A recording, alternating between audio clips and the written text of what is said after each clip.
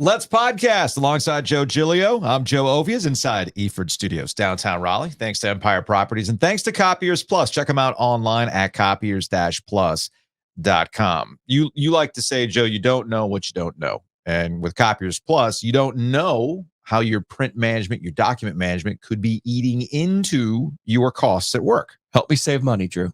Yes, that's what Copiers Plus is all about. So you contact them at copiers-plus.com.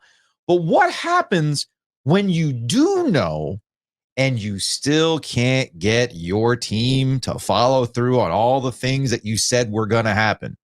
I'm talking about North Carolina, Joe. What's wild to me is normally when there's an upset like this, and this was a huge upset. It was, yes. Virginia had one win this season. They had one win in 9 ACC games under Tony Elliott before this game. They were 24-point underdogs. Okay. This is a huge upset. All right. In games like this, you would have thought the underdog got a block punt, a kickoff return, a pick six, a wonky fumble, or maybe they had a turnover and it was overturned because of a defensive penalty. Not one of those things happened in this football game. Virginia. So there's two very distinct takes to take away from this game, and they're both true. Okay. Number one, Virginia just simply outplayed North Carolina in this football game. Yes. Things I never would have thought in a million years. Tony Muskett, the transfer from Monmouth, was better than Drake Maye when this game mattered in the fourth quarter. Okay. Virginia just ran the ball down Carolina's throat. Which is something that North Carolina's been able to do this season with Amari and Hampton. Yes. When it mattered. Yes. Virginia made all of the plays when it mattered. Not one bit of it was fluky.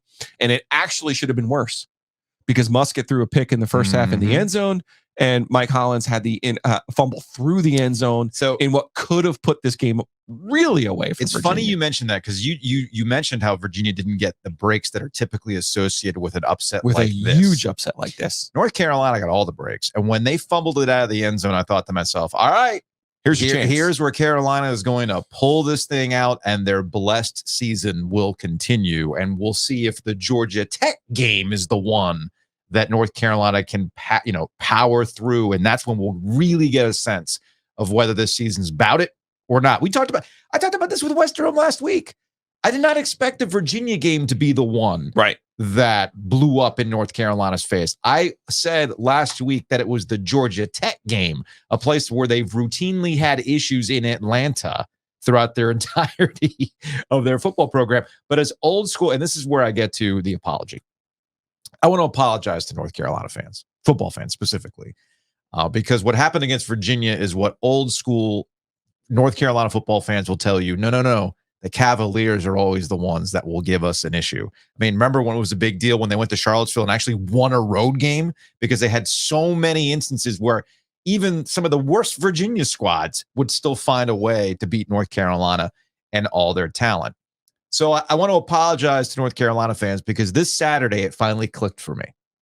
Because you know how it is with UNC and football, and there's this attitude. We talked about it with Lauren Brownlow. We've had listeners point this out. Like, we're just waiting for the shoe to drop. I know Chris over at Daggone Box Scores actually did a newsletter that was titled exactly that. We're just waiting for the other shoe to drop when it comes to North Carolina football. And I think the reason why it never really clicked with me is because I always saw the flaws in North Carolina. You know, a couple of years ago, the Sam Howell year where there was this big breakthrough, I kept pointing out, the defense has to answer some questions. And until the defense answers those questions, I cannot trust North Carolina. So I already went into the season going, I don't buy it. But this year I bought it. Like, as you should have through the first 6 games. I bought it. Yeah. Like to paraphrase Bomani Jones, I finally found myself on that narcotic. Okay. So, shout out to Mav, a longtime UNC fan. We even tweeted that out. It's like, man, every time I think I'm off that narcotic, I find myself back on it. And here we are being disappointed in North Carolina football. So I thought this North Carolina team was a complete team. They had all the offensive weapons you could want. You got Drake Maye, who's going to be playing on Sundays. And all I ever asked out of North Carolina was to play competent defense, which they had done up until this point. But man, like back to your original point, they just straight up got beat. And I was not expecting that on Saturday night. And I don't care about the lack of crowd, the energy. This is the difference between good seasons and great seasons. that you have to, great teams find ways to motivate themselves for the bigger picture. Not, well, I'm going to get up for a Saturday night. You like to call it sunny day, right? North Carolina football is very sunny day. North Carolina's issues are never the games like these big games. They can win big games. Mac Brown doesn't have a I can't win the big game problem. That's not the problem for North Carolina Mac Brown. Their issue is they constantly find themselves, and this goes beyond Mac Brown too, they constantly find themselves unable to self-motivate when it's not all there for them. And that was a problem on Saturday night that Mac Brown talked about after the game, Joe. 2 takeaways. Yeah. Congratulations to Virginia. Oh, sure. Tony Elliott said after the game, there's not a team that deserves to win more than we do based on everything we've been through. But you don't always get what you deserve. No. You get what you earn. Right. And I thought they earned the game on Saturday night. So that's the number 1 takeaway. Mm-hmm. The number 2 takeaway, though, is for North Carolina now. This is the 5th time in ACC play since the start of the 2020 season. The 5th time that they've been a double-digit favorite and lost, straight up lost. I'm not talking about the gambling line. Mm-hmm. I'm not talking about against the spread. Yeah. I'm saying they went onto a field where they were a 24-point favorite and lost outright to a team they should not, in a game they should not have lost.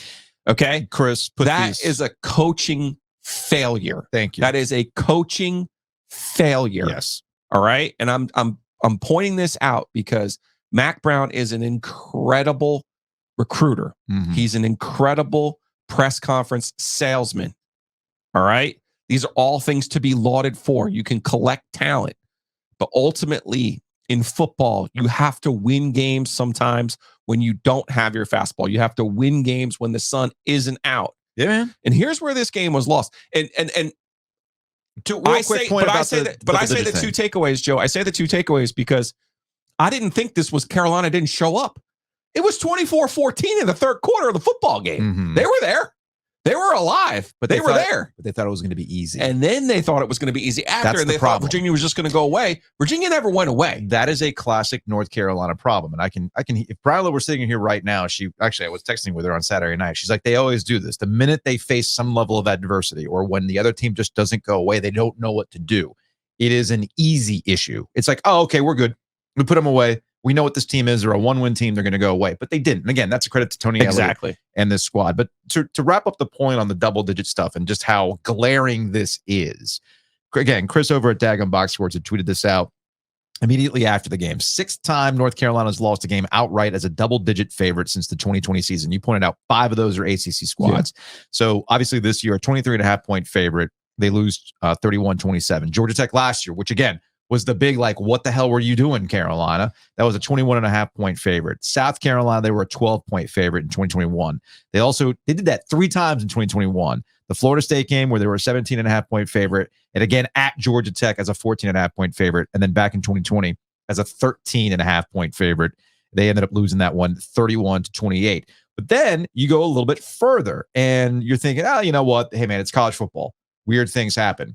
Except not that, as a double digit. Except that North Carolina has a proclivity to do this more so than other ACC teams, as you put out on the yellow pad stats for Saturday Road. Clemson has had this happen to them twice since 2020.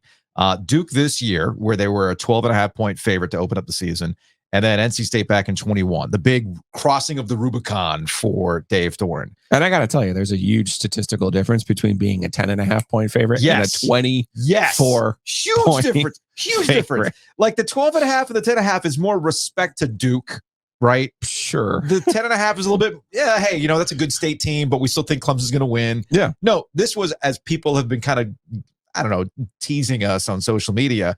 I thought you said it was a name your score game. I think that's what you said last week. You said it was a name your score game. North Carolina's had plenty of these. That's what those double digits are.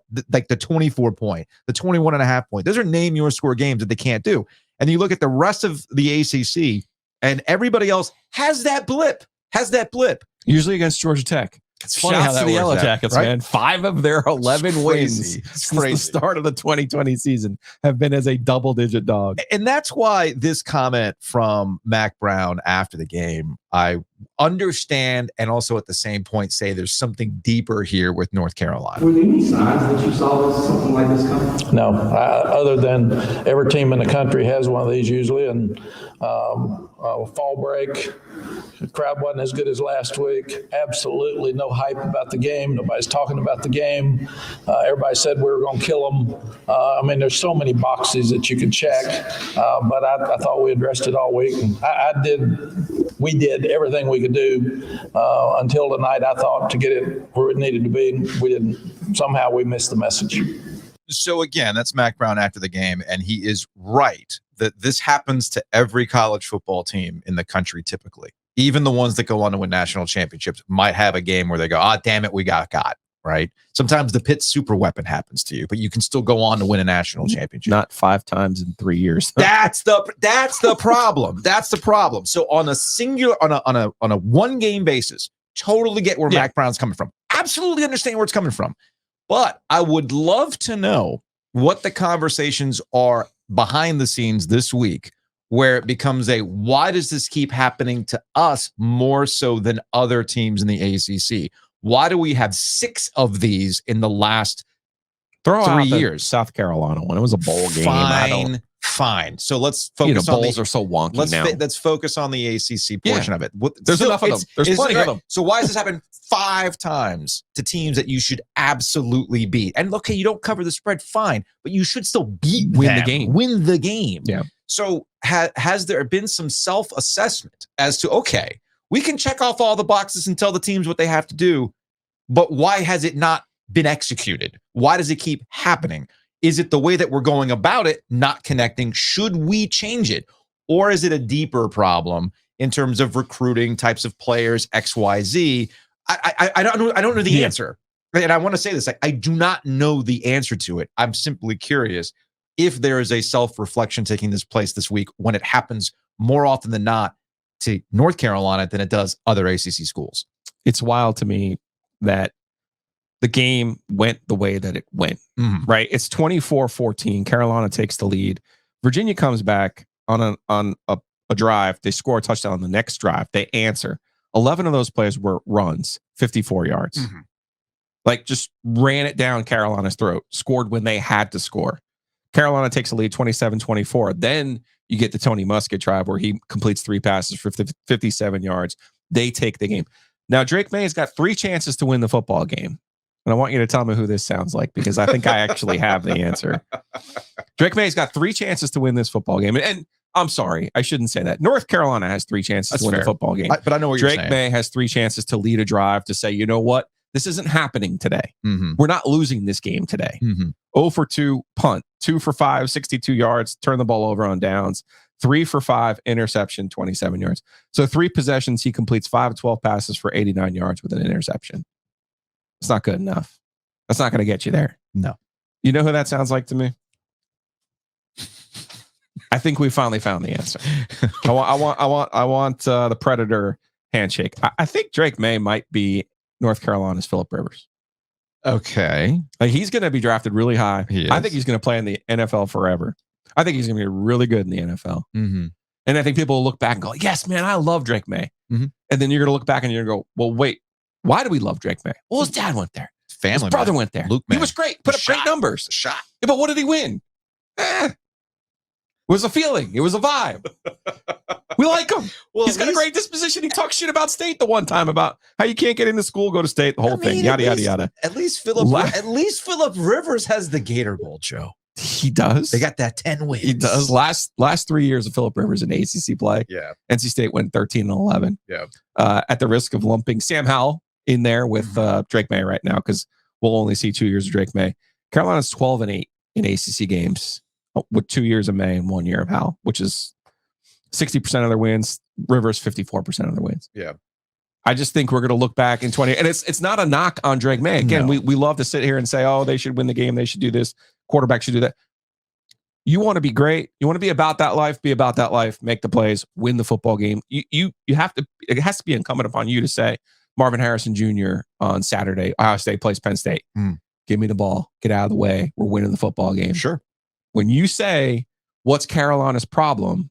I could name 10 UNC basketball players right now who, as Roy would call them, tough little nuts. Yeah. Or everyone else would call them dogs, right? Got that dog in them. Right? Yeah. Who's the last dog who played football for Carolina? Marquise Williams. That you go, yeah, he was. Marquise was the last guy. Switzer was too. No. But in terms of a guy who, and much to Larry Fedora's chagrin, Marquise Williams is the last Carolina football player that I can think of off the top of my head that says, screw it, I'm going to go win a football game. We're not losing this game. You're dragging my dead body off this field. Pretty much, yes. So I think that's at the risk of oversimplifying, of course, as we always do. Of course. That's what we do in this business. You look at it and you go, you tip your hat to Virginia because there was nothing fluky about that football game on Saturday. No, there wasn't. There really wasn't. However, it's not over, Joe. It's just one loss. Joe. And there's still a path, Joe. They can still do it, right? Maybe. Here's what Mac Brown said after the game about being a one-loss team with still plenty of season left to go. Yeah, I'm really excited that we're 6-1 and that it's one of the best records that we've ever had at this school at this point. And I'm not going to let this ruin what we've got going.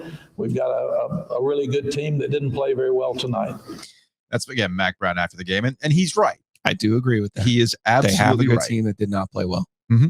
I agree. Now the coaching staff's number one job is to not let this one loss compile. But you got to understand, like, just as I said, Phillip Rivers, like those teams, his last three teams had real chances. Like that league was wide open. Like I think Florida State's pretty good. Duke fought with them for 3 quarters. We're actually going to get to that in a second. But I think Florida State's good, but they're not like end of the world good. But like, they're doing one thing that you put on a yellow pad stat that other teams in the ACC are doing. But I think there's a deeper conversation. When you go back about again, if you're a State fan and you go back and you look at those years, you go, well, surely they won the division. Well, there were no divisions. Nope. It's like surely they won something, and you're like, nope, no.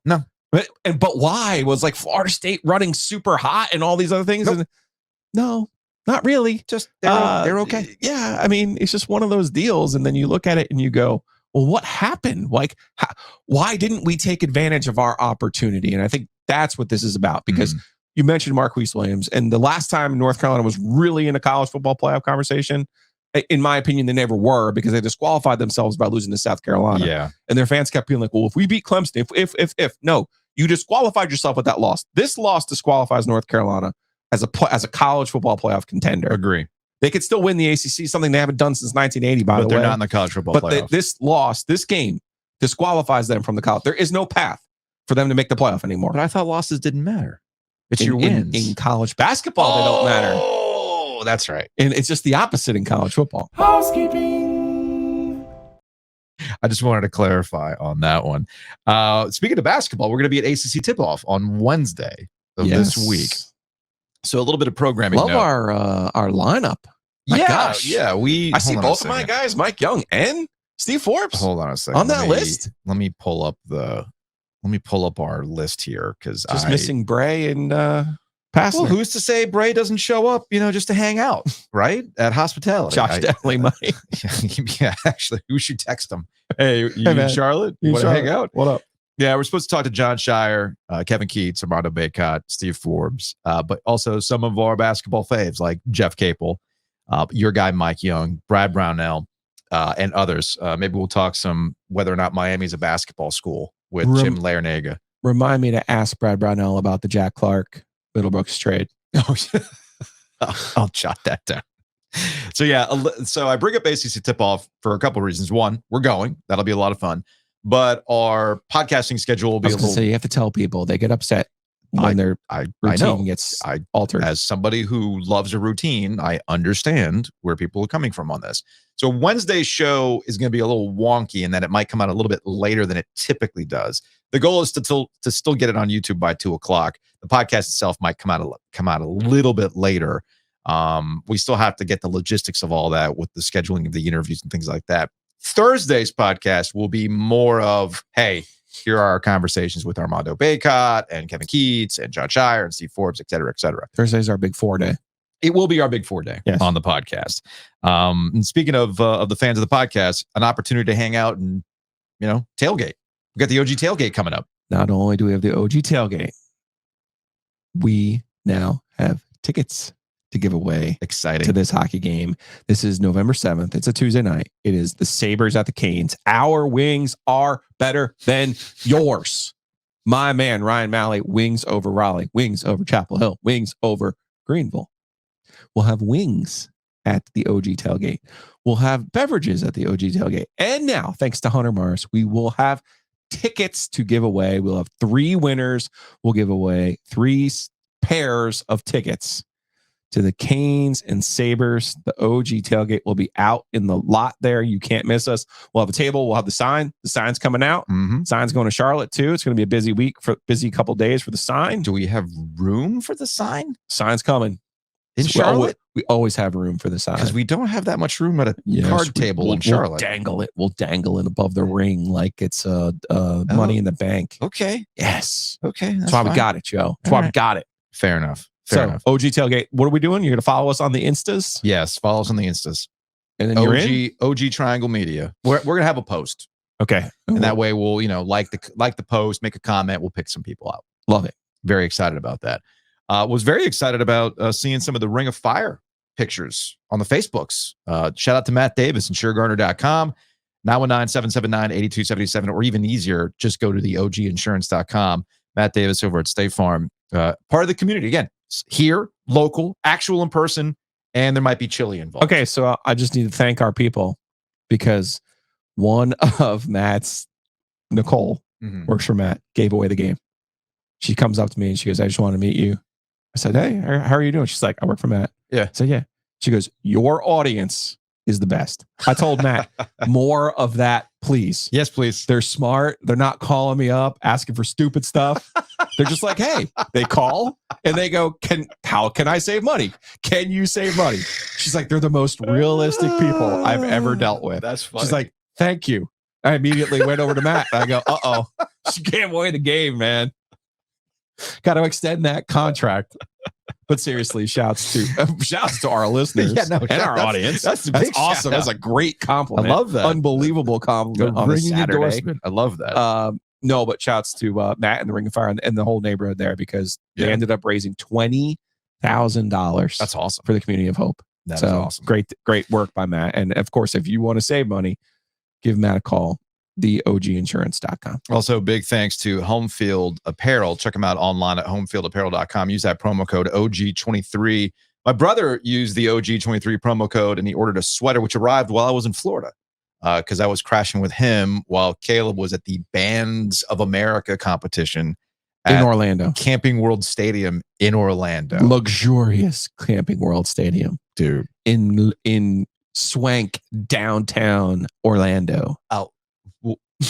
Let's put a pin in that. Let's put a pin in that, please. Because maybe at the end of the show, I'll highlight my first ever visit to the Citrus Bowl. Oh, okay. I didn't realize you'd never been there. I had never been there before. I had no reason to go. I've never had a reason to go to the Citrus Bowl. I went and stalked Marvin Austin at the Senior Bowl or whatever it was called. So I guess as a tease for later on the podcast, or if you see the timestamp, I'll give you my Bands of America review because I do have some listeners who are band parents who have gone through these things that were curious about my first ever Bands of America. But no, while I was there, my brother has like an entire wardrobe of home field stuff. It's hilarious. Awesome. But one of the sweaters, an NC State sweater, arrived that he had used in the promo code. Now so you're just trying to trigger me by keeping calling it that. Sweatshirt. There you go. I bought a Disney sweatshirt while I was there too. So anyway, use the promo code OG23. Again, that's OG23.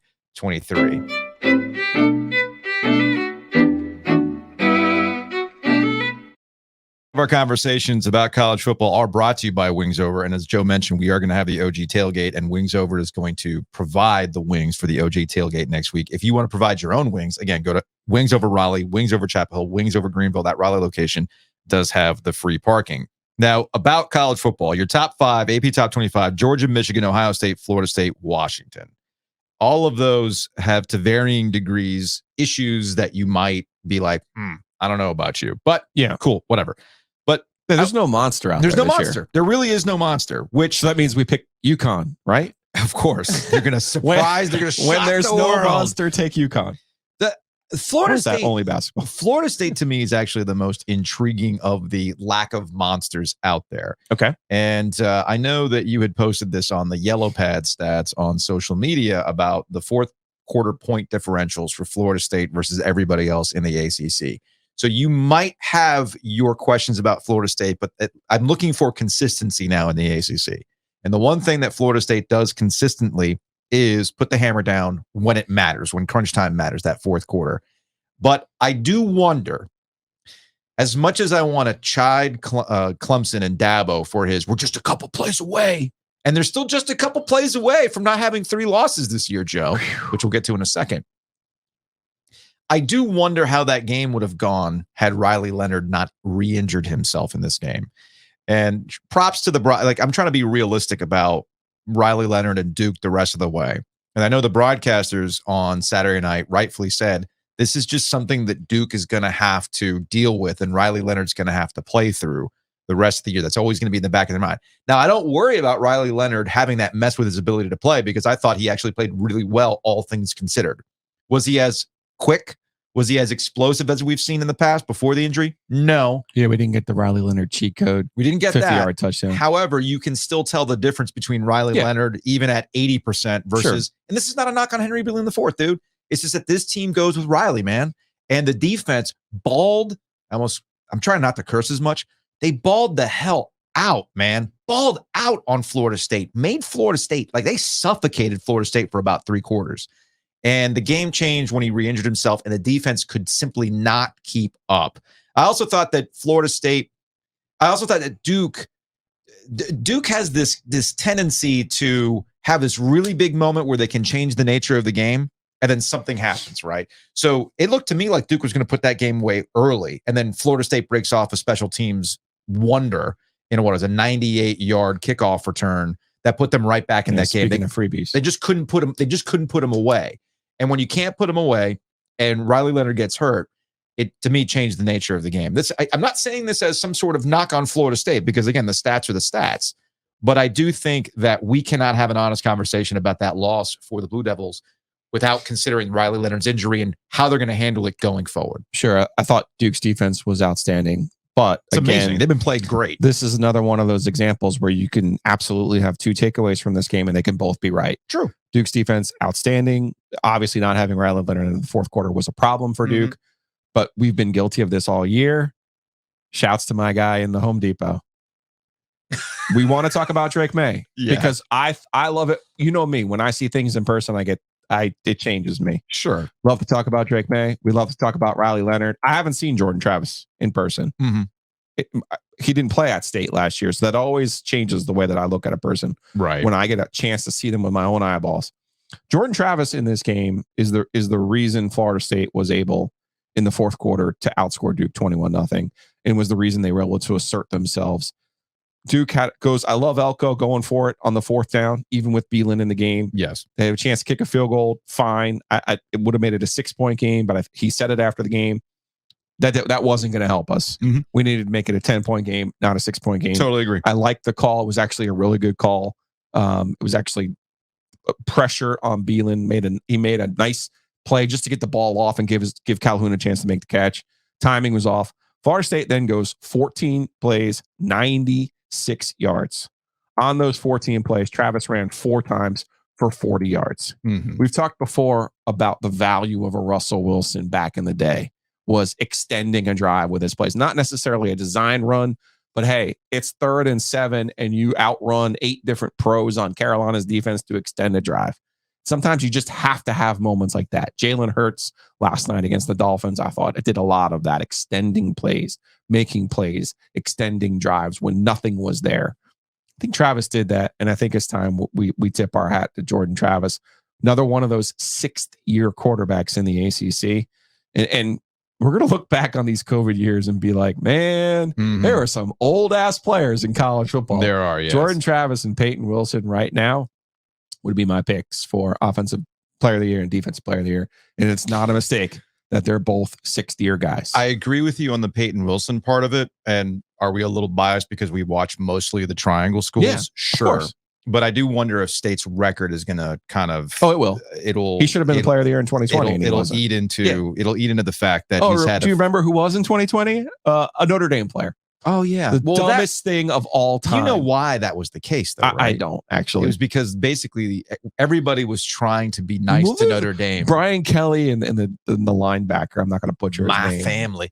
No, I think the reason why they did that, including the ACC network, the ACC network even did a documentary about their one season in the ACC. Did they? Yes, that's funny. They did. They absolutely did. So I feel like, to me, that was a year in which they were trying to woo Notre Dame into the ACC. Like, we'll even give you the player of the year and the coach of the year.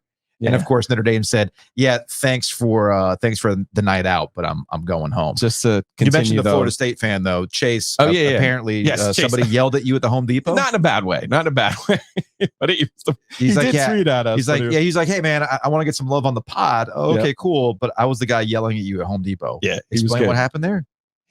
He had tweeted at us like, "Hey, is it okay now to be like, sure, like maybe we could talk about Florida State because."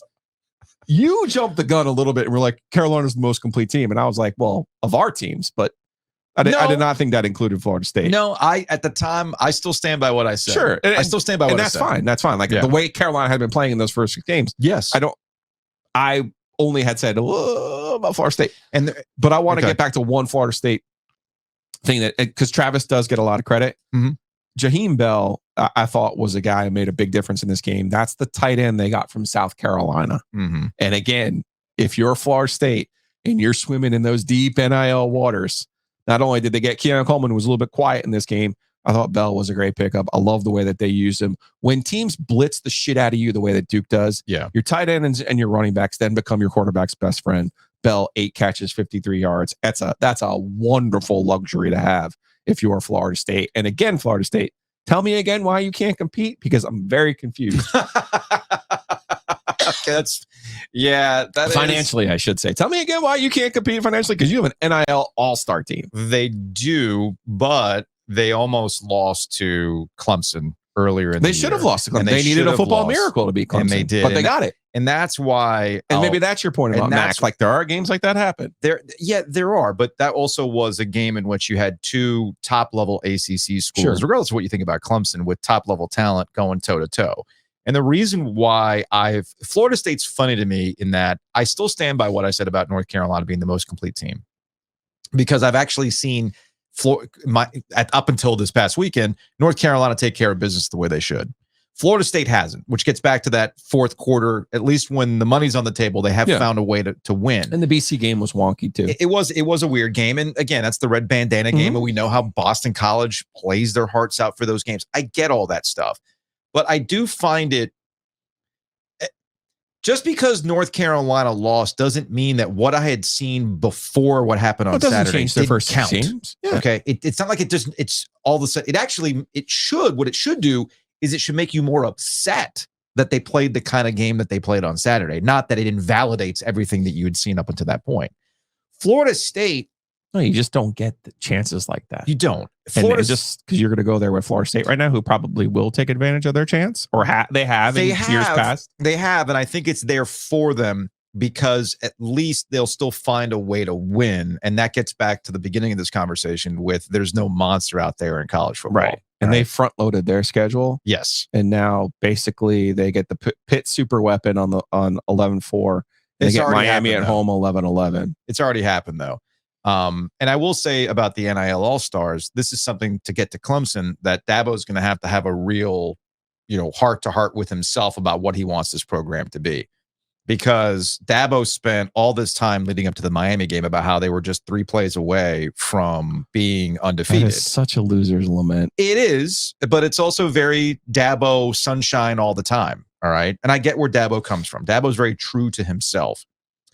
But this Clemson's 5-6 in their last 11 games against Power 5 opponents. They've now had at least 3 losses in a season for 3 consecutive seasons. They're back to 2010 levels. Of course, this is what Dabo referenced after the loss to Miami, where he felt the frustrations of 2010 in that they find themselves in these games, but they just can't power through. You know what the difference is? Talent, man. Yeah. Talent will cover up a lot of deficiencies in how you go about trying to win football games. And when you were out talenting everybody, when you had a Trevor Lawrence, when you had Deshaun Watson, you were able to just outclass everybody else in the ACC. Florida State has upped their game. You see the difference there, right? And Dabo has to think, all right, how do I get back to where Clemson was talent-wise in a world where a transfer can completely change the nature of how you go about winning? And it's not just wholesale changes to the transfer portal, right? We talked to Mike Elko, last week, 2 weeks ago. It was before the NC State game. And he pushed back on this idea that Duke wasn't active in the transfer portal. They just identified what they needed, and they went out and got what they needed. So Clemson needs to at least go in that direction. We're not asking you to go Lincoln Riley, because you see how that's working out for him. We're not asking you to go Dion. All we're asking you to do is get with the freaking times. And if you feel like you're not at the level where you should be at the wide receiver group, if you're not at the level where you feel you should be at the quarterback, which how many times are you going to throw Cade Klubnik under the bus, man? This is now a couple weeks now. Actually, it was after the Florida State game and the 2 overtime losses. And that's the thing about Clemson. They got 2 overtime losses and some plays they'd like back in the Duke game. So I'm on board to an extent with Dabo as to, where they could be. But where I disagree with him is that it's not some sort of execution problem or whatever. It's a talent problem at Clemson. They're just not at the level they used to be. So those games in which you could pull it out, sure, they're not there. You need an eraser. They don't have them. Yeah. They don't have them right now. What a fascinating game on Saturday. No Tyler in Van Raleigh. Dyke, by the way. What a fascinating game. Yeah, no, in Raleigh on Saturday. No, it won't be. You know why it won't be? Why? There's 2 things that Clemson does. Yeah. We haven't seen that boy likes to bring it for the Wolves. Yes. So there's 2 things. Does. There's 2 things that Clemson does. Right. The first one is just that. Yeah. He absolutely loves making Dave Doran's life miserable. Yes. They might be boys off the field, but on the field, he loves to stick it to the Wolfpack. He might derive pleasure of the lament that comes from Wolfpack fans that we just can't get over them. Oh my goodness, right? I mean, you got the Wolf Blood. There's a 40 carry Wolf Blood game out there at some point. No, I just think it's gonna be an interesting game. So there's that. I do not think Clemson's that much better than NC State. Doesn't matter. It doesn't matter because Clemson usually has a little something for the Wolfpack. And the one thing that you and I have referenced, but I don't know if we've seen it yet, Clemson still has a game in the course of the ACC. Sure. Hey, we're still Clemson. Have we seen it yet? Everybody plays the Super Bowl, though. This is State Super Bowl, man. The Clemson game has been NC State's Super Bowl for several years. No. You're saying this year is the Super Bowl? My Super Bowl theory is everyone plays it. Everyone has a game where everything goes right for you. Of course. Where you look good, where you're finally feeling it in your plums and you're bringing the juice to the market. You have a game. It's not like people how misinterpret Super Bowl with I know. Oh, ECU only cares about playing Carolina. No. It's not that. That's not what we're getting. It's like the stars align. And for State, the stars usually align when people tell them that they suck, which everyone is telling them after they lost to Duke.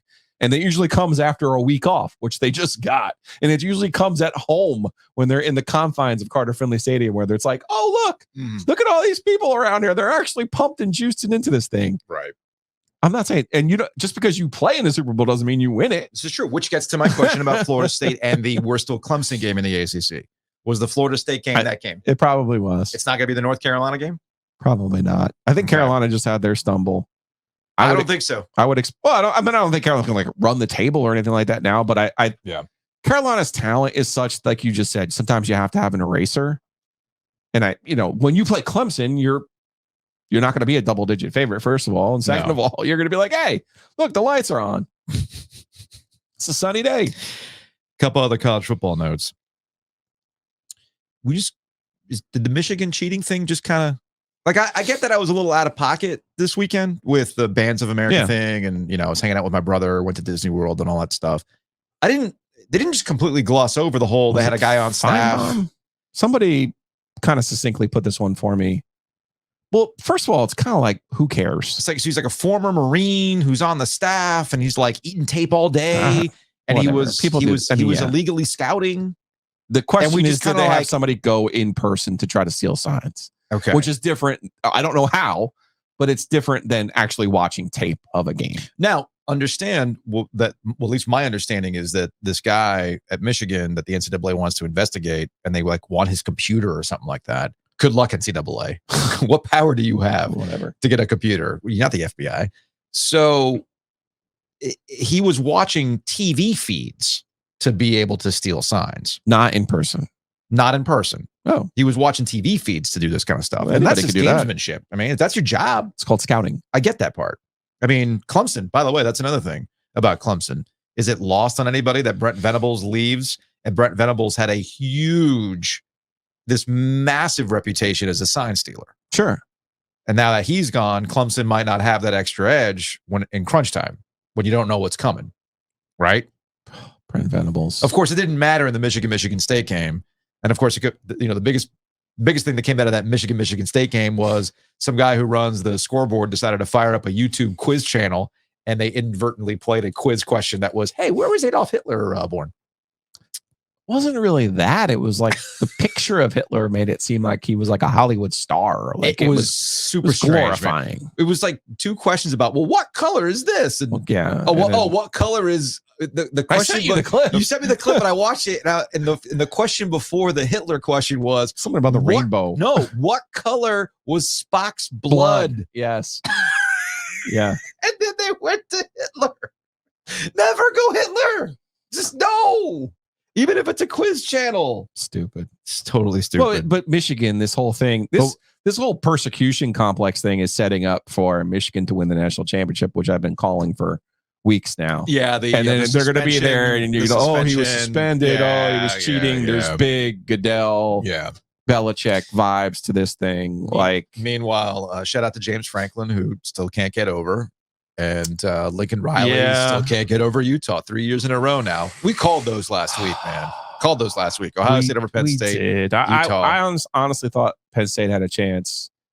And it's weird. Ohio State has completely flipped their identity. Shouts to Jim Knowles, to former Duke defense coordinator, has really become given them a different look and feel this year that some people are struggling with.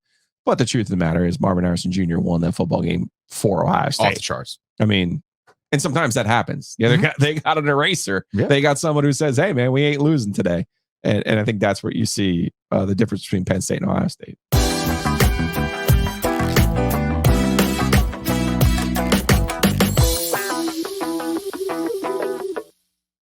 Big thanks to Hometown Realty for sponsoring Ovies and Giglio. Check them out online at myhtr.com. They make it really, really simple for you. Buy, sell. They got the mortgage calculator. And what we know about this area, I was actually talking to my brother about affordability in the area. Housing, the housing market right now is still hot, all things considered, interest rates aside and everything else. So the key here is to just not give up value. Like, don't take some sort of guaranteed offer. Get what your house is absolutely worth. And that's where the agents, the brokers at Hometown Realty come through. This is also where we talk about expertise from the triangle to the coast. You realize more than 60% of their business is new construction. And I get it. You look around, you're like, oh, Joe, there's a new house up. It's changing, my friend. It is. So you want to have the right ins. Barry Woodard's crew, they have those ins. It's their expertise that makes this thing go. And of course, the simplicity of myhtr.com. Also, big thanks to Whitaker and Hamer. You might be going to closing. Whitaker and Hamer can handle that for you. Check them out, wh.lawyer. By the way, as I'm reading, even my brother said, man, that's a great website, wh.lawyer. I mean, because I got on my brother's car and he's listening to the podcast. He's like, I'm just supporting my brother. But he listens to us at 1.25 speed. Yeah, Aaron Beard listens to 1.5, I think. It made me anxious. Did it? It made me anxious listening to the podcast back at that speed. The youths. How old's your brother? He's 28. There you go. The youths love two things: podcasts and bourbon. Yeah, but Beard's not a youth. So what's his issue? No, Beard's just Beard. Anyway, check him out. He's the guy in the car a lot. Yeah, he is. What's up next? Over to the NFL. The Panthers did not play, so they could not hurt you, Panthers fans. And I'm here to start the week off with positive vibes ahead of their game against Houston, against CJ Stroud, the referendum bowl between Bryce Young and CJ Stroud. Oh, people can't wait for this one. But I'm going to give the Carolina Panthers credit for once. Okay. So this could be a new segment. Joe and Joe give the Panthers credit for once. I want to give the Panthers something nice to say about the Panthers, Chilio. I want to give the Panthers credit for not going after Derek Carr as a free agent quarterback. The Derek Carr experiment in New Orleans seems to be blowing up. Okay. And Derek Carr got sympathy when he was with the Raiders because your head coach is Josh McDaniels. And remember, Derek Carr wore it, man. Like, but he also was like duct tape and bubble gum the year with the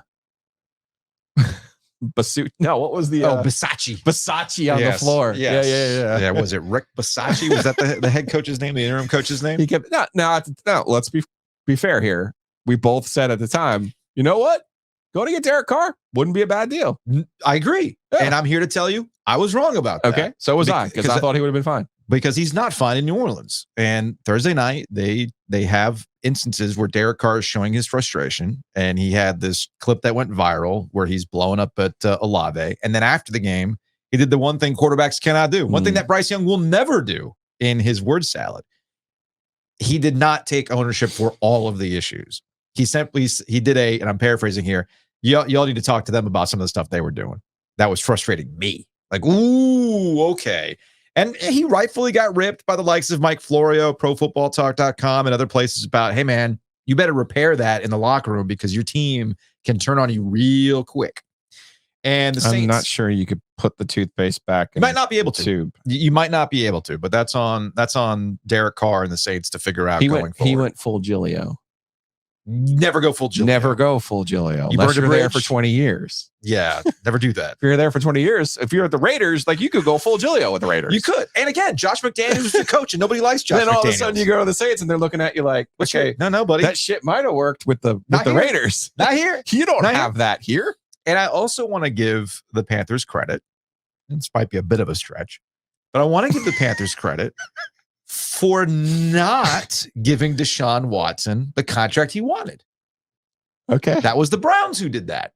Because if you remember the report, I don't even know if it was what he wanted. They went so far over the top, even of the market value. Maybe. But look, he'll take it, obviously. I'm just trying to give the Panthers credit. But you remember that they desperately wanted Deshaun Watson. David Tepper wanted Deshaun Watson badly, super thirsty. Do you know why? Why? And we'll give him credit here. We'll keep working on this. Okay. All right. Because at the time, Deshaun Watson was a distressed asset. He was. He loves distressed assets. But he was going to overpay for said distressed asset. That's where it becomes a problem. Until... No, Watson told them straight up he didn't want to play for them. So do I not give him credit? While we're retconning this, but I'm sure if the Panthers gave Deshaun Watson the contract that the Browns did, then he would have played for the Panthers. Yeah, right? I think if anyone gave you that contract, you'd be like, okay, cool. Fine, right?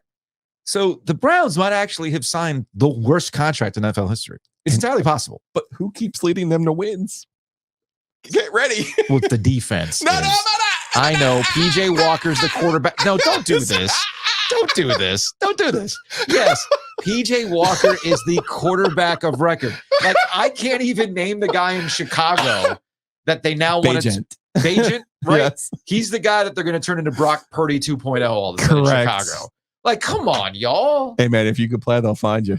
Shepherd. Come on. Shepherd College. No, dude. Like, we're not doing that. We're not doing that. I'm just pointing out the irony that it was a former Panthers quarterback who you're trying. Fine. That is funny that PJ Walker is the quarterback. The XFL Mahomes counterpoint is the guy who happens to be the quarterback of record for these Browns wins, but it's the defense that's getting them over the top. And Deshaun Watson, he's out of the game with his shoulder. He didn't play the last 2 weeks because of his shoulder. And it's like, he's done. He's done. He came back last year. He wasn't any good. And people were like, oh, no, he'll be better this year. No, he's not good this year. It's not magically coming back for him. He has 3 more years on that contract. Yeah, they'll have to pay him and move it along probably. Okay, while we're workshopping this bit here. Give you the Panthers credit on this. How about this, though? Yes, we were both on board for Derek Carr. Yes, we were. Right, and we were wrong, right? Yeah. Like sometimes you put a guy in a new spot. Own it. The best quarterback in the NFL this week was Lamar Jackson. And he was definitely our first choice for all of these teams to be like, oh, really? You have a top 10 pick? Mm-hmm. Oh, really? You have draft capital that you want to be giving away? Oh, really? You want to give away DJ Moore? Then we go get him? Maybe go get the MVP of the. But he's got injury concerns. Does he? Or was he just trying to get paid? Okay. Or is he like really, really talented? An eraser. So are we done with the bit about giving the Panthers credit? I think I just ended it by saying they should have. Okay. They still made a mistake. To double down on the mistake, this is where we get back into the frustration in Panthers land. And anytime we talk about the Panthers, it's brought to you by Graffiti. Check them out, downtown Cary. They had great Miller Lite specials this past weekend. More specials upcoming. And, of course, break-even night for bourbon on Tuesdays. I ain't talking my language with Miller Lite. Do you see who's atop the NFC South? NFC South. NFC South. Is it West Durham's Atlanta Falcons? It would be West Durham's Atlanta Falcons at 4-3. They sit atop 4-3. Yes, like we talked about. This wasn't about being a monster. Right. This was about going 9-8 and winning the division. So while we can admit we were wrong about the Derek Carr part, we can tell you we were right about the state of the NFC South and what it was going to take to win it. And the Atlanta Falcons find themselves atop the division with no quarterback. Desmond Ridder is a stopgap to whatever it is they want to do going forward when they have all the other toys with them, including Bijan Robinson. Or wait a minute, maybe they don't have Bijan Robinson. We'll get to that in a second because I got questions. Buccaneers are at 3-3. Saints are at 3-4, as we mentioned with Derek Carr. And here are the Panthers at 0-6. Had the Panthers just been competent, they might find themselves in the mix. The reason why people like me and you and others thought, hey, man, it's there for them to win the NFC South because this is a rebuilding year in the division. Yes. There is nobody out there that should scare you. There's nobody out there that if you can't get your shit together, you can't find yourself in the mix. Yeah, that premise remains the same. It remains the same with the exception of the Carolina Panthers, who are completely out of it at 0-6. So that's where the frustration comes in because as the season goes on and you see the NFC South being just kind of mid, and Desmond Ridder is your QB of record for the Falcons atop, you think to yourself, man, had we just gotten this right, man, the injuries on the defensive side of the ball for the Carolina Panthers, I think to me are the buried lead for why this season has gone the way that it's gone outside of what's happened with the offense. They're decimated on the defensive side of things like that. And then, of course, the offensive line regression. Well, changing schemes probably wasn't a great idea on defense either. But about Bijan Robinson, apparently he had a headache. Okay. So he didn't play in the first half. I think he only had like 6. He was only on the field like 6 or 7 times. Probably would have been useful for my Tyler Algier fantasy information. This is where you and I have a difference. So I'm waiting at the airport to fly back. What you looking for? Missing something? Oh, you need your next killing you, which I could have used some of that at Disney World, by the way. Anyway, I'm scrolling threads, and I'm seeing like the NFL people that I've started to follow on threads complaining about what's going on in Atlanta and what's going on with Bijan Robinson, whatever. I'm like, I don't know, man. Like, was it not in the injury report? Oh, that's the problem. Apparently there was no day-to-day. He could be limited. There was nothing in the NFL injury report that would lead you to believe that Bijan Robinson wasn't playing. I forgot who the NFL insider was who had tweeted out, is Arthur Smith playing against Bijan Robinson in fantasy this week? Is that why he's not getting any touches? And I guess this is just another reminder of where I go, you know what? Not playing fantasy sports isn't the worst thing in the world for me because it doesn't warp my brain. And I started having this freak out. There has been so much digital ink spilled about what the Falcons did with Bijan Robinson, who apparently had a headache. They kicked 3 field goals. They won 16-13. They're 4-3. They're in first place in the division. Amazing, right? Can't make this stuff amazing. Up, man. Meanwhile, you have the Kansas City Chiefs and the Eagles establishing themselves once again to be the class of the NFL for different reasons altogether. I would love to have Cam Newton on this podcast right now. Why? I would promise you, if he watched that game last night, he saw the ghost leaving Jalen Hurts' body. He saw the 8th, 9th, and 10th seasons of his career leaving the soul of Jalen Hurts. Because we should applaud Jalen Hurts for gutting it out and doing all of those things that we love to, compliment players for. Speaking of this, tied to the headache thing, right? Yeah. Jalen Hurts had no business playing in that football game last night. No. None. And hey, man, you wanted to win. You do it for your team. You do it for your teammates. I get all of that. But what would you rather have? Jalen Hurts primed and ready in January, or Jalen Hurts picking up a win over the Dolphins on a Sunday night game in October? In January. Whew. But that was Cam Newton. Hurts is Newton to me. Yep. Big guy, basically a running back, playing the quarterback position, who then began to figure some things out because he was able to set people up with his legs the way that he was. Hurts was laboring. Like, it was obvious in the first half of that football game that he was not right. Mm-hmm. And not one person from the Eagles was like, hey, maybe you should be out there. Maybe we should try something else here. Like, is this game really? I mean, I get you just lost to the Jets. That's the reason why. Think about how great the Eagles defense is. They have all these other things that they have going on. I think last night I watched that game and I was unnervous. I had RG3 vibes from it. I'm sure Cam Newton, as we've talked about, was spectacular, Hall of Fame player, but it was for 8 seasons or 9 seasons, whereas Tom Brady played for 20. Yeah. Well, they played the same position in very different styles, very different players. And as long as the Eagles are square, I don't want to hear this in 4 or 5 years about, well, Jalen Hurts was just Jalen Hurts. No. He's pouring it out for you. Yeah. And he is literally taking years off of his career. Mm-hmm. But you mentioned the defense. The defense is the reason why the Eagles are a contender. The defense is the reason why they knocked Miami off schedule. Yeah. And in watching that game last night, as much as I have enjoyed the Miami Dolphins season, and as much as I enjoy Mike McDaniel and a breath of fresh air in terms of what he's trying to do offensively, and also just his demeanor, how he answers questions and how he carries himself, I love all that stuff. He doesn't seem like he takes himself all that seriously. He's willing to have fun with this stuff. Now, do this for 10 years and come back to me, and then you're an old curmudgeon like Bill Belichick, which we'll get to in a second. But I figured out that the Miami Dolphins are an exotic car. All right. Everybody, how so? Everybody that I've ever known who has an exotic car loves it when everything is finely tuned and it's in the best conditions. Oh, I'm taking this thing out to the ring. I'm taking this thing out, whatever. But all it takes is like one little instance to throw the entire thing off, and it's going to cost you a lot of money to fix. You go in for an oil change and you come to find out, oh yeah, by the way, you got this thing leaking. The torque bar. Anyway, I'm not a car guy, but you get what I'm saying. I'm just throwing out terms now. I'm not a car guy in any shape really, or form. Joe? I don't know. Maybe the torque bar was your first clue. Actually, I'm sitting here going like, what were the terms that? Oh, the flywheel. I'm going through all of my Forza Motorsport and Gran Turismo tweaks in my head to see if I know what the hell I'm talking about with a car. But you get my point. You get my point, right? They're an exotic car.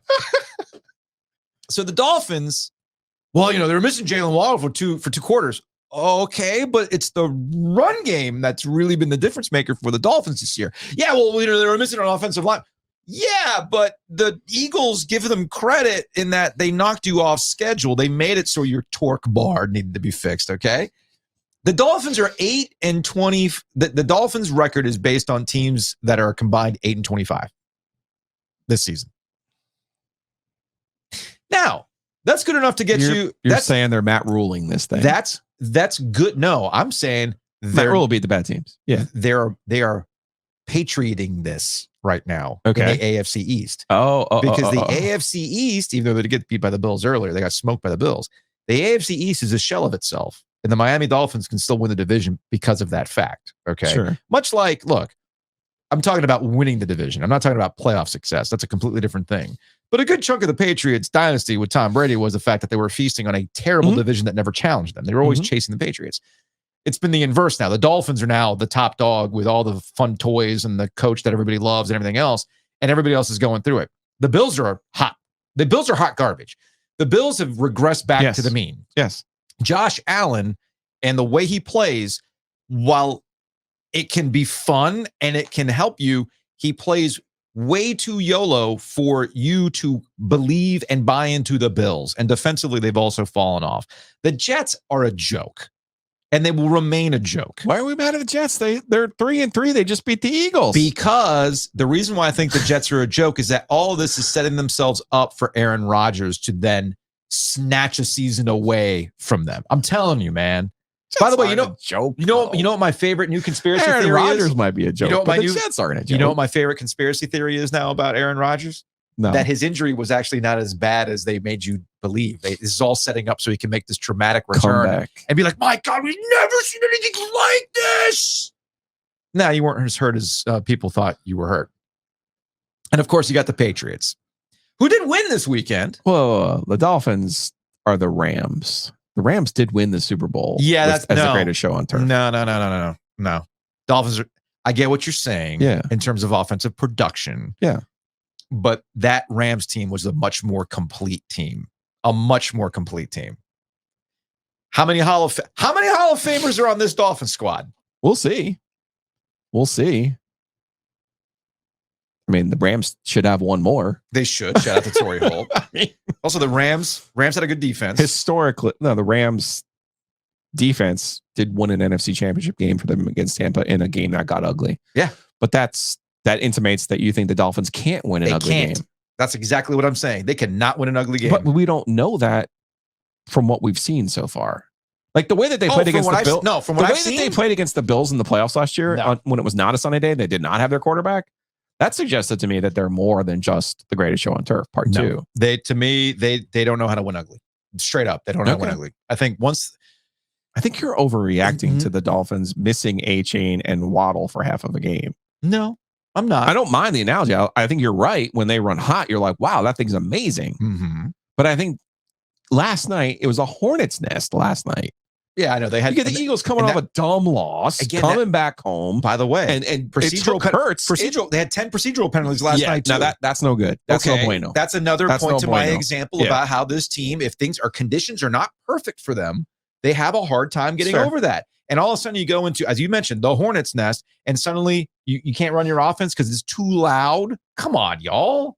Nah, I'm not buying that. I'm not buying that with the Dolphins. I think the Dolphins are going to be in the Super Bowl. No. We're setting up for Kansas City Eagles. That's what we're setting up for. Wow. Because what we saw from the Kansas City. Can we just see that? I know. We're going to see it again. We're getting the Cowboys Bills run it back. We're getting again. A couple reasons why. There's football field what do you want to bet? Something good? Well, we're approaching 5,000 subscribers on YouTube. I was going to have you do something ridiculous. Actually, I know what the bet's going to be. Okay. I can't bet anymore. No. So we get this Super Bowl. We get the Eagles and the Chiefs again. You're going to come to the fair with me next year, and you're actually going to go on the Wild Mouse ride. No. Yes, that's the bet. No. What do you want me to do? I'm not doing a physical challenge. I want you on a fair ride. Being injured. What's the worst that could happen? Exactly. We'll figure this out. Okay. But here's the reason why the Chiefs are going to be in the Super Bowl again. They know how to win ugly. Seduced. They know how to win ugly. Seduced. Was this who's this wide receiver who's coming up? Was it Rashee Smith? He's coming up. They got Travis Kelce, who's got the Gronk vibes now. Oh boy. All right. And you still have Patrick Mahomes, the quarterback that you thought couldn't function without Tyreek Hill. Yep. You know what Tua Tagovailoa hasn't proven to me? That he can't function without all of his toys. All right. Patrick Mahomes still finds ways to win even without the toys. But there's another reason why I think the Chiefs are going to get back to the Super Bowl. Oh, which, by the way, look at all the things that their division mates tried to do to catch them. Mm-hmm. I mean, think about this. Think of all the things that they've done. Yes. We're going to get all those better. years. We got the Herbert Hive. We got this. We got Denver just throwing money at problems. We got the Raiders in their own shit. And the Kansas City Chiefs still sit atop not just their division, but the NFL. But there's another reason why I do think the Kansas City Chiefs are going to get back to the Super Bowl. This is a stat they put up on CBS. I was on the plane watching this game and I caught this. Taylor Swift was in the house last night for yesterday afternoon. And the CBS graphic was "You Belong with TE." By the way, shout out to National Tight Ends Day. That was yesterday. Love a tight end. "You Belong with TE." That's a song reference. You belong with me. With Taylor Swift in attendance. Oh boy. 99 yards per game. Left to his own devices, which is a reference to Antihero. That's a line in the song Antihero. 46.5. So she's been to, I think, 3 out of the last 5 games, if I had that right. So when she's in the building, Travis Kelce plays out, balls out. When she's not there, drops off a little bit. Let's get back to, and look, man, I'm not saying Taylor Swift is a witch. I'm just saying there's some witch vibes. And she's into numerology. I mean, she's dropping the Taylor's version of 1989 this week. When she announced it, it was like all into this numerology and everything else. She knows, man. She knows. So what is Taylor Swift the queen of? Reading the room, knowing how to get the attention, knowing how to further her pop stardom. She doesn't need to perform the Super Bowl to get the attention. All she has to do is show up. So shout out to Usher. I love Usher, man. He's supposed to be the Super Bowl halftime entertainer. From the jump, they announce it. Oh, Usher is going to be the halftime entertainment. Cool. And I've mentioned this before. It's worth repeating. I know this business. The Super Bowl halftime entertainment gets announced. Morning shows, FM morning shows, sports talk shows. They all go through oh, yeah, is this good? Is it bad? Is it this? What's your favorite Usher song? What do you think he's going to play? Blah, blah, blah, blah, blah. What did we talk about that Monday? Taylor Swift. Taylor Swift and Travis Kelce finally had their relationship out in the wild. Now she's going to show up to the freaking Super Bowl to watch her boyfriend play. Chiefs will not be there. Yes, they will. And Usher will not be discussed whatsoever. We're all just going to get the cutaways to Taylor Swift. And how many cutaways we're going to get? There's going to be a prop bet, by the way. Yeah, of course. How many times is Taylor Swift going to be shown in the box watching this game? I'm telling you. It's going to be tough to bet on it when she's not there and the Chiefs aren't there. Who's going to get out of the AFC? I just told you. Not the Dolphins. I'd rather, if you had futures for me, I would buy futures on the Ravens more so than I would the Dolphins at this point. I like it. Okay? I like it. But I'm counting right now. We're getting a rematch. You heard it here first, folks. And if you don't believe me, just go listen to some Taylor Swift songs and think about numbers. Where's the moon phase going to be? All that stuff. It's going to happen. Book it.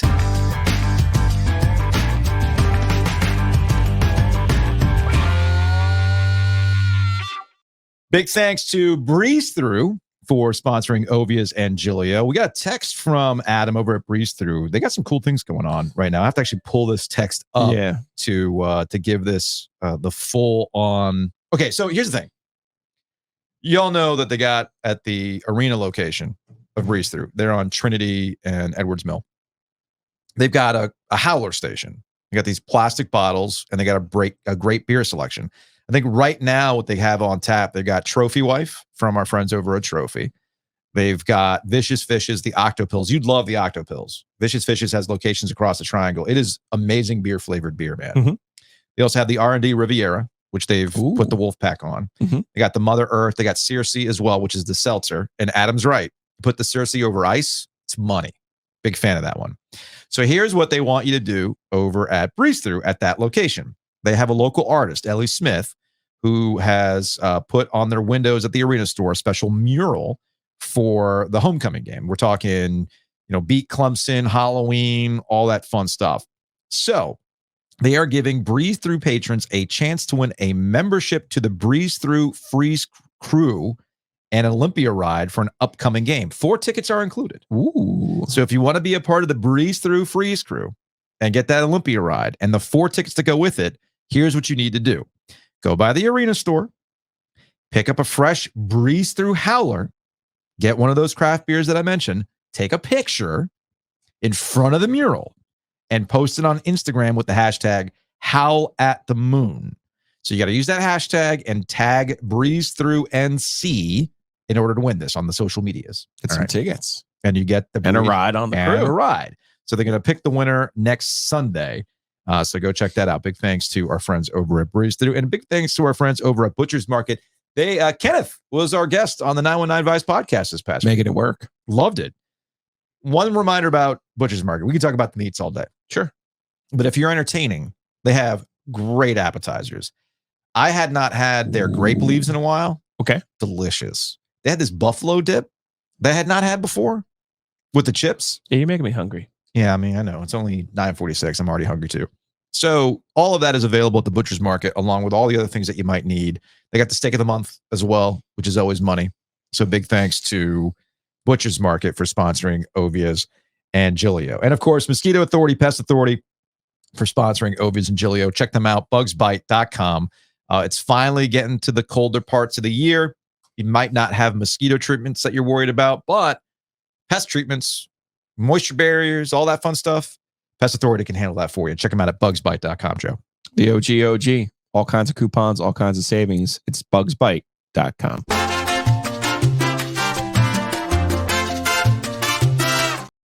So hold up. You had to go to Camping World to scout Marvin Austin? So what year is this? What year is this? Refresh my memory on this, man. I don't remember this. The year he got suspended. That was what, 09? 10, right? Was it 9-10? Yeah, I guess it was 10. Yeah. 10, because he didn't play. Yeah. He ended up playing in some all-star game in Orlando where he was like legitimately the only NFL prospect at the camp. Because all of them went to Mobile, but he wasn't invited to Mobile. That's so right. It was in Orlando. That's and it was right. it was I just remember staying in that terrible hotel. And I just remember being like, I forgot what was hot at the time, but it was like, oh, you should go to, and I'm like, oh, okay, it's downtown Orlando, right? Basically. Yeah. So I don't know anything about it. Like, isn't Disney like pretty far from there? Yeah, Disney is not nearby. Okay. It is not nearby. Maybe it was like when the Star Wars stuff had come out or something like that. No, that was well before that. Okay. That was well before that. Whatever it was. People were like, you should go do this. And I'm like, I don't think I'm anywhere near that. No, I had never been to Camping World Stadium, the old Citrus Bowl. My brother kept getting on me about that. It's like, it's not the Citrus Bowl. It's not called that. It's Camping World. I'm like, whatever, man. It's still the Citrus Bowl. In fact, they still do like the cheese at Citrus Bowl. So I was there for Bands of America. It's this big marching band competition. I think it's the Pop-Tart Bowl. What? They changed the name. No, already. There's two bowls there now. Oh, okay. There's the Pop-Tart, and I did, and they have the affiliation. Did a little scouting, actually, because I pulled it up on the, if you're watching on YouTube, I took a picture. Thursday, December 28th at 5:45. It's an ACC Big 12 matchup at the Pop-Tarts Bowl. Get ready. Get pumped. Now, here's my quick assessment of Camping World Stadium.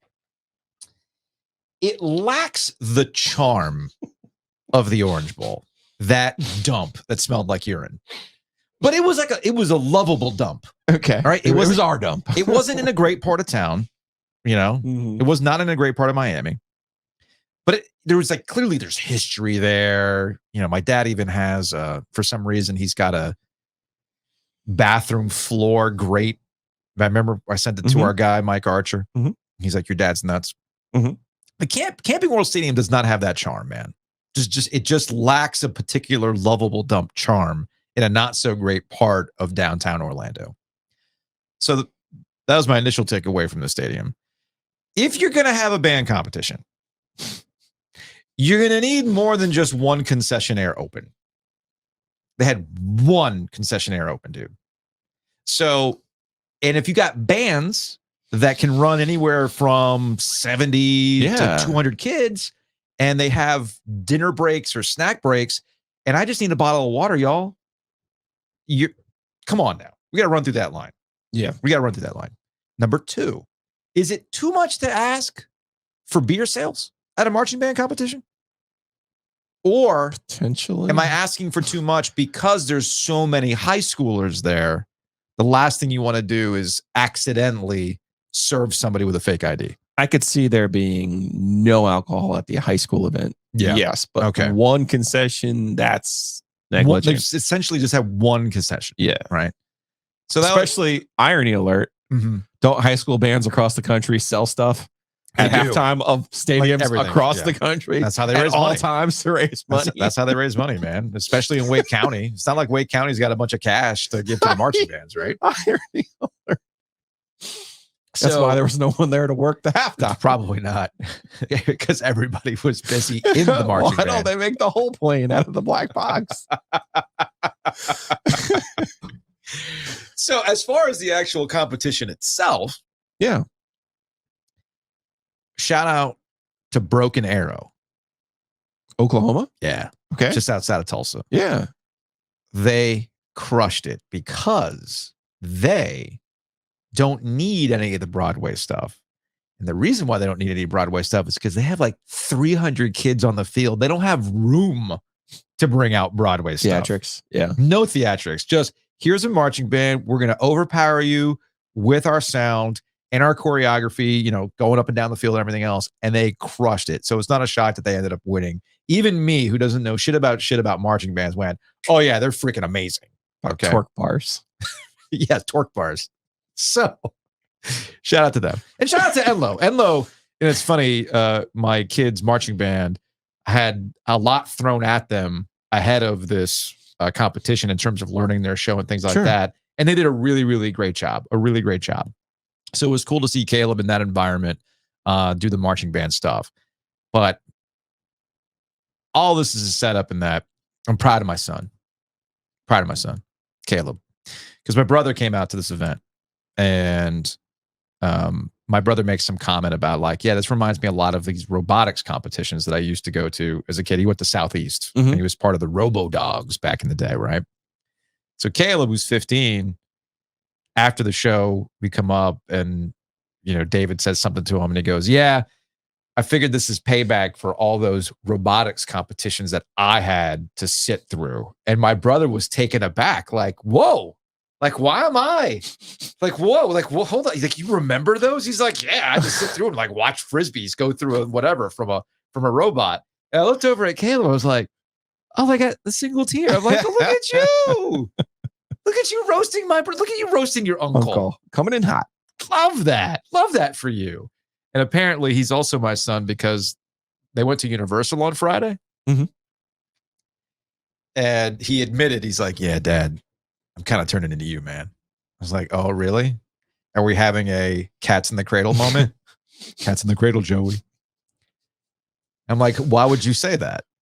He's like, well, you know how like when you go into theme park mode where you try to like get to all the places, you know, you're quick, like, let's go, you know, XYZ. New York City, Ovies. Yeah. Yes. You've seen me. You know the exact mode I'm talking about. Yes. He goes, yeah, that happened to me. I'm like, oh, he's like, yeah, I was getting frustrated with my group because like, we got to get to this roller coaster now, you know, like with the wait times and they didn't know where they were going. And I'm just like, I'm going the quickest way. I'm like, yeah, man. He's like, yeah. So I'm like, yeah, you're a grizzled theme park veteran. And then my other thought too, because I went to Hollywood Studios on Friday, and then I had some time to kill because my flight got delayed on Sunday. So went to the Magic Kingdom real quick with my brother because my sister-in-law works for Disney, so we got in on the spouse pass. Well, he has to say he has the season pass. Well, right? he has the annual pass. Annual. But then there's a spouse pass that's even like more ridiculous where you just have to flash it and you get in. Yeah, I basically only know your brother through Facebook, and every time I see him on Facebook, he's doing something amazing. He's always I'm just being serious. There's a bunch of stuff where I'm like, whoa, David's on it, man. Don't get me started. Like he was telling me about the Sunday scaries when he was driving to the airport. I'm like, dude, you just went to Tahiti for your honeymoon. Yeah. And you just got back from Iceland for a wedding. I'm telling you, he's been on a run, man. He's been on a run. Like, you should be refreshed and ready to go. He's like, I don't know, man. I don't know. But anyway, yeah, he's definitely been on it, right? So as we were going through some of these rides, I hadn't done the Tron ride yet. This is at Universal. Magic Kingdom. Oh, no. Okay. Yeah. So I went on the Tron ride at Magic Kingdom. Tron. That doesn't seem like something that would be in mine. Shout out to Emily who got us on the boarding group because it's a virtual queue now. You have to like log in and get this virtual group. You don't just stand in line. I would not do well there. Yeah. You would not. No. And I thought of you as I was watching people load up for multiple reasons. I thought of you as people were loading up to ride Tron. And the way, have you ever seen the movie? Yes. You're familiar with the light cycles. Yes. And the way it works is, you know, it's like a motorcycle. You sit down, you lean in, right? So the ride is set up in that you get on, you have to get on your knees to activate this restraint system. So you sit on the bike, knees down, stretch out to pull this bar, and then this back thing collapses on you to lock you in. So you're essentially, if you're watching on YouTube, you're like stuck right? Ass out, back straight. It's not the most comfortable spot. No. And as I sat there, I looked over at my brother, and he can confirm this. I'm like, Gilio would die on this ride. Yes, I would. And you want me to go on them? I thought to myself, God, how much of that whatever icy hot roll-on would you'd have to bathe in it. Yeah. You'd have to bathe in it. No chance, man. And I was just thinking about it from the back perspective and your neck perspective. I also forgot about the high blood pressure part of it. Mm-hmm. So the way this ride works, it's not the slow lead up. Most roller coasters, you go up, right? And then they drop you. Everybody has a there's a herkama-jerk involved. No, they launch your ass. Oh, okay. So you get into the little chamber and like, all right, you're about to enter the game grid, and all the sound effects, the Daft Punk soundtrack's going, and then they just go, all right, go time. Boom, and out you go. And like the force on your neck, and I'm thinking, oh yeah, Gilio's blood pressure. You might have died on the ride. Yeah. Yes, in play. Death. In play. That's legitimately in play. Yes. So when's the last time you were on a roller coaster? Maybe when I was a kid, like in 7th grade, I went to Disney World. Yeah. I went to Space Mountain. Right? Yeah. Yeah. Space Mountain was the last time you did it. Yes. Okay. Yeah. Wow. Yeah. Now, actually, Tron is not the ride you die on. I know the ride you die on. What you just described did not sound like a pleasant experience. It's the Velocicoaster at Universal. Have I told you about? I wouldn't even go on these things. Have I told you about the Velocicoaster? No. Okay, so the Velocicoaster is at Universal, and I am not one to curse on rides. Okay. Like I'll go, woo, whatever. I have a good time. Like, oh yeah, whatever. I've never gone like, oh shit, anything like that. It's only happened once, and it happened on the Velocicoaster. First time I ever rode that, they purposely make it seem as though you are going to come out of the chair. Oh no. So they strap you in. You're pretty strapped in there, but there's enough wiggle room so that when they do some of these inversions, it feels like you're about to leave the chair. Oh, no. Your ass comes up off the seat. Mm-mm. All right. Nope. So the first instance was they fake you out. They make you feel like you're going to go to the right, but then they all of a sudden jerk you to the left and you come out of your seat as though it's going to launch you out. And that was the first instance I dropped an expletive. No, sir. All right. No, sir. No, sir. And then there is this thing called a top hat. Right? No. So with the top hat, you go all the way up to its highest point, and then they flip you around and then drop you straight down. I have never experienced this riding a roller coaster before, where they launch you up, you see nothing but sky, and then during the flip, you're so disoriented, you don't know where you are. And then when you get your bearings again, you're looking straight at water. Straight at water. No. And that's when I dropped another expletive. Nope. Okay. No, sir. And when I got off that ride, I immediately said to Kelly and the kids, I want to do that again. Now that I know what to expect, I want to do that again to truly appreciate this. But here's the part that would really get you. I'm already gone. On the Jurassic Park. And my brother told me of this instance. I've never seen it, but apparently it happens because they also do the thing where they launch you. It's like a Hot Wheels track. Yeah. With the little foam rollers that launch the Hot Wheel car, right? So before you get to the top hat, they launch you out of one of those foam roller type Hot Wheels things. But sometimes the cars are too heavy. So you get to the top. And you go all the way back. And it doesn't go over. It drops you backwards. And then they launch you again. So yeah, back to our Chiefs-Eagles bet. No.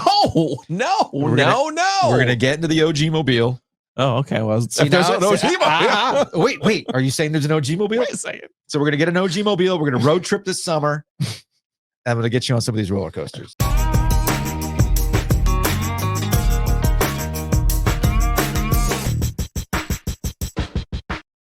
All right, let's get out of here on some HO questions. I'm already out. No. You've already killed me. No, you're not.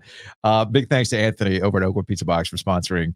Hey, Joe, if you got any questions for us, hit us up on social media. Hit us up in the YouTube comment section, which real quick, y'all, you know what the lamest thing you could possibly do in a YouTube comment section? What? Is go look at the video from last week, like the instance of North Carolina being the most complete team, where it's time to have a serious conversation about North Carolina and the college football playoff.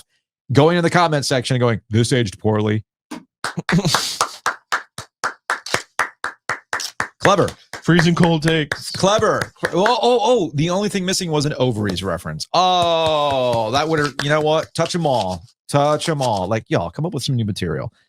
Anyway, let's get to some Hey Joe questions. Sally, this is from Crimson King. Me, every time I heard Giglio say, it's right there for them, referring to North Carolina on the pod. And it's a cow out in the ocean staring blankly. Just don't do this, man. It was there for them. Don't do this, man. Doesn't change what happened. Don't do this. I believe that was pretty much every UNC fan in that regard. From Dave. Okay. No, go ahead. Well, when it's incumbent upon us to react to what we've seen. Yeah. And try to extrapolate what we think is going to happen. Oh, agree. Totally agree. And I can't sit here and I get your experience might be, the shoe's going to drop. But when you're watching a team and you're in it, you're going, this is what they are. This is what their chance is. And I thought we had done a decent chance of couching it as this is what their chance is. But I agree. This is why they play the games too. From Dave, that was the highlight of NC State fans' season watching UNC lose to a 1-5 UVA team, unfortunately, right? He might not be wrong. He might not be wrong. I'm pretty sure there were a lot of I'm State pretty sure fans. it's a State fan who was thinking this. That's what I'm saying. There's a lot of State fans who were texting me and even on Twitter and then getting at me on Twitter like, "Oh, you see what happened? You said they were going to go." No, I just said, man, they were awake. The Sleeping Giant was awake. From Johnny, it's you and Giglio's fault. I figured as soon as you all mentioned they had a path to the CFP, it was gagging time. I cannot take credit for that. No, no, I refuse. You refuse to take credit for it? No, I refuse because of the way Virginia played. Again, there was nothing fluky about that football game. I agree. Anyway, there was nothing predictable about it either, by the way. That's going to wrap it up for today's edition. We will see you all Tuesday.